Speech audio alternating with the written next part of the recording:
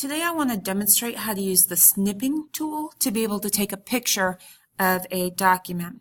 So the first thing we want to do is we want to locate the snipping tool on our school desktop computer or your computer at home. So click on find your search box. You may have to click on your start button and type snip, and it will locate the snipping tool for you and open it up. The next thing we want to do is we want to find our infographic or other document that we want to take a picture of. So I have a infographic here on my screen.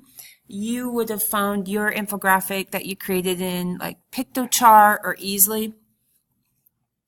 Now with your snippet tool, we're going to click on New, and we'll simply drag across our infographic, and then File, Save As.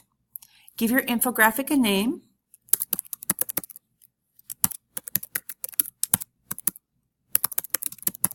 And it does save it by default as a PNG, but you can change it to JPEG if you prefer to have it as a JPEG.